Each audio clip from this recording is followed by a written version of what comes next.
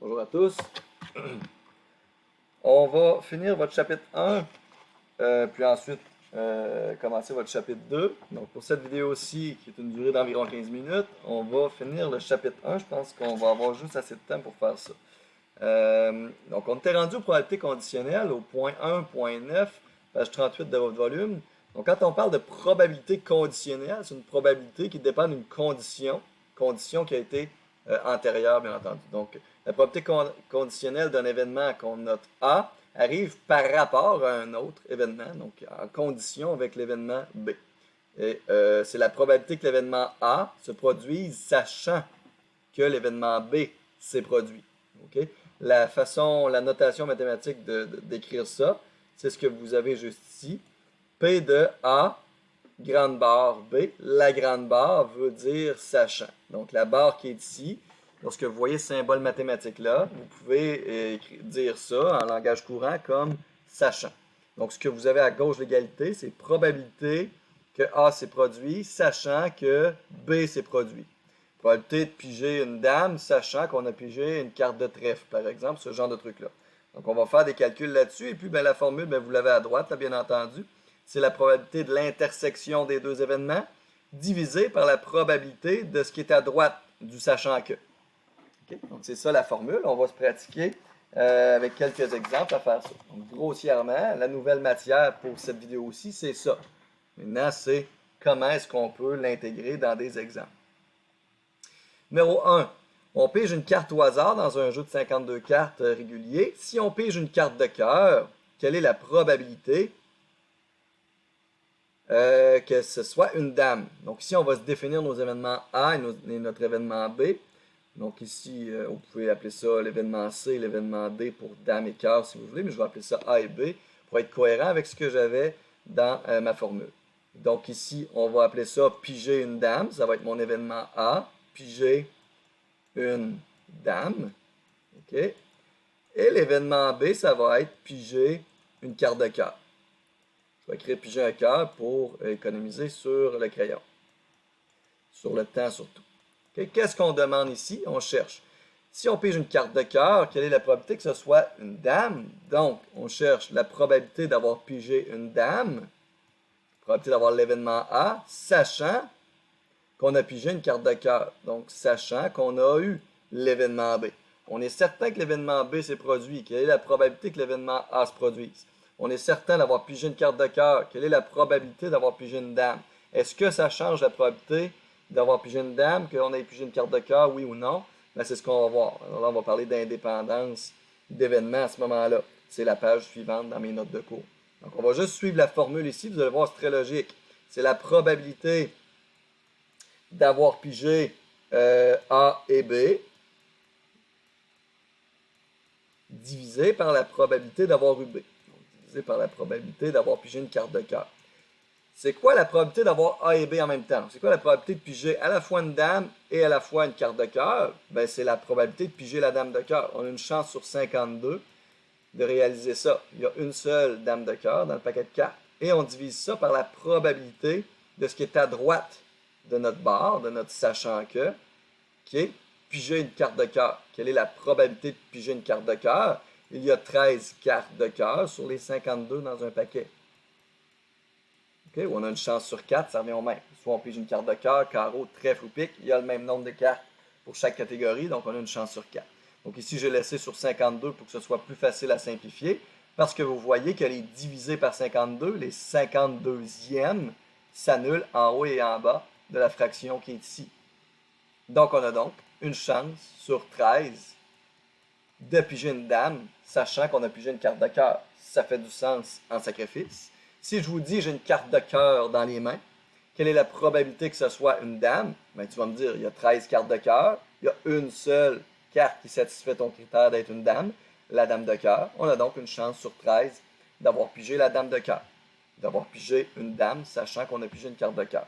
Donc si ça ne change pas la probabilité de piger, ce qui nous intéresse, une dame, que ce soit une carte de cœur ou que ce soit, peu importe, en fait. Okay? Donc ici, une chance sur 13. Et on l'a fait avec notre gros bon sens, et on l'a fait aussi à l'aide de la formule, donc vous voyez que les deux fonctionnent. Quelle est la probabilité de piger une carte de cœur si on a pigé une dame? Donc, on va utiliser les mêmes événements A et B ici, mais ce qu'on va chercher, c'est la probabilité de B, sachant A. Donc, c'est exactement l'inverse de tantôt. Donc, sachant que j'ai une dame dans les cœurs, une dame dans les mains, excusez, sachant que j'ai une dame dans les mains, quelle est la probabilité d'avoir pigé une carte de cœur? On va essayer de la faire de façon logique en premier, et après, on utilisera la formule. Vous allez voir que ça marche pour les deux. Si je vous dis j'ai une dame dans les mains, quelle est la probabilité que j'ai pigé une carte de cœur? Ben, tu vas me dire il y a juste une dame de cœur sur les 4 dames possibles qu'il y a dans ses mains. On a donc une chance sur 4 si on utilise notre gros bon sens. En utilisant la formule, on va se rendre compte qu'on tombe bel et bien sur une chance sur 4. Pourquoi? Parce que le numérateur, c'est la probabilité d'avoir l'intersection des deux événements, A et B, ou B et A, c'est commutatif, on s'en fout un peu, divisé par la probabilité de A à ce moment-ci.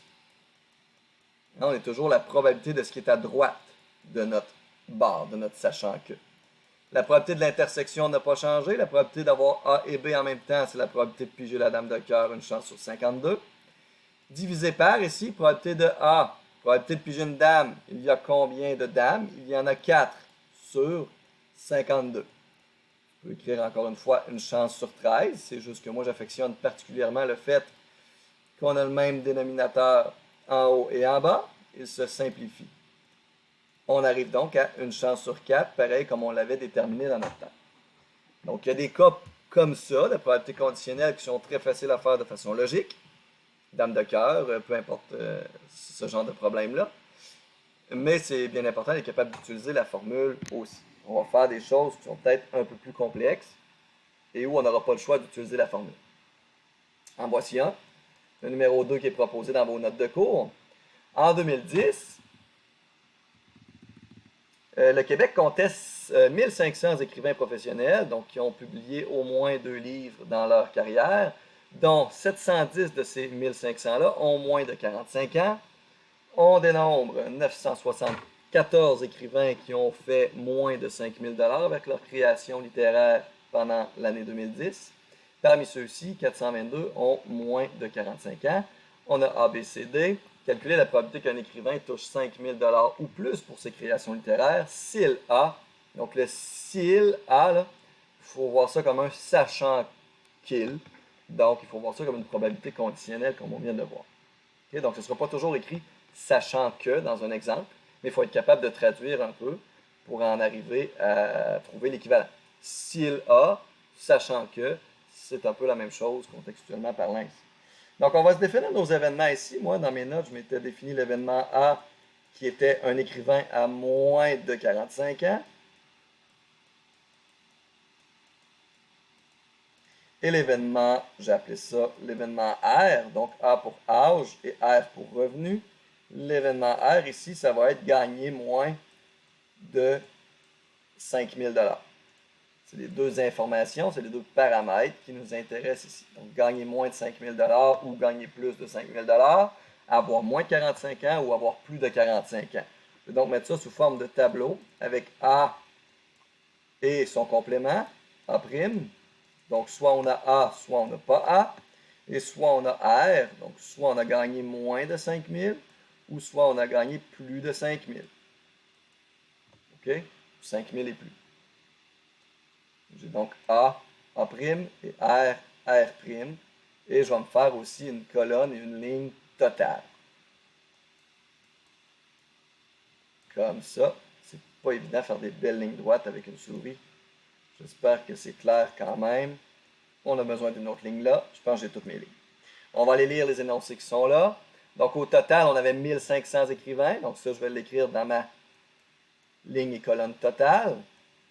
Ensuite de ça, on dénombre 900, attends, il y a quelque chose avant, le 710 qui est là. 710 ont moins de 45 ans, donc moins de 45 ans, moi c'est mon événement A. On a 710 écrivains ici. Ensuite de ça, j'ai 974 écrivains qui ont fait moins de 5 000 $. Ça, c'est mon événement R, 974. Juste là. Ensuite de cela, on a. Parmi ceux-ci, donc ceux qui ont touché moins de 5 000 $, parmi ceux-là, il y en a 422 qui ont moins de 45 ans. On est donc dans l'intersection de ceux qui ont gagné de moins de 5 000 et ceux qui ont moins de 45 ans. Ça nous donne 422 écrivains ici. À l'aide de ces informations-là, on peut déduire toutes les autres informations. Par exemple, ici, on va avoir 1500 moins 710. On va donc avoir 790 écrivains qui ont plus de 45 ans. Ici, on va avoir 288 écrivains dans cette catégorie-là. Puis là, je remplis vite pour gagner du temps. Mais vous êtes capable de faire ça. C'est rien d'autre que des soustractions. 526, 552 et 238. J'ai toujours répondu à aucune question. Je vais maintenant faire ça, mais j'ai trouvé toute l'information qui va m'aider à faire ce problème-là. Donc, en A, on nous demande la probabilité qu'un écrivain touche 5 000 ou plus pour ses créations littéraires, sachant qu'il a 45 ans et plus. C'est donc la probabilité d'avoir R', qui touche moins de 5 000 sachant qu'il a plus de 45 ans, donc sachant qu'il a A'. On utilise la formule, probabilité de R' et A' divisé par la probabilité d'A'.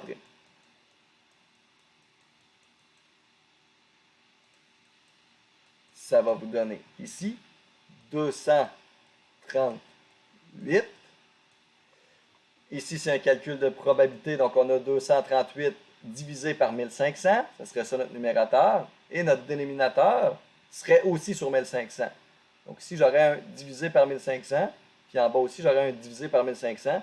Je vais donc, pour gagner du temps, ne pas les écrire, puisque j'aurai la même chose en haut et en bas de ma division qui est ici, donc je sais d'avance qu'ils vont se simplifier. Je ne les mettrai donc pas.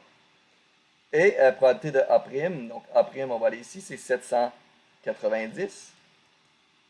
Donc 790 divisé par 1500, mais comme j'avais ça en haut aussi, je l'ai omis. On a donc, si on fait ce calcul-là, 238 divisé par 790, on aurait 30,1%. 30,1%. Bon, le signe de pourcentage n'est pas super beau. Donc 30,1% des écrivains qui respectent ce critère-là. Au numéro B, on nous demande quelle est la probabilité qu'un écrivain soit âgé de 45 ans et touche moins de 5 000 pour ses créations littéraires. Donc ici, j'ai juste le mot « et ».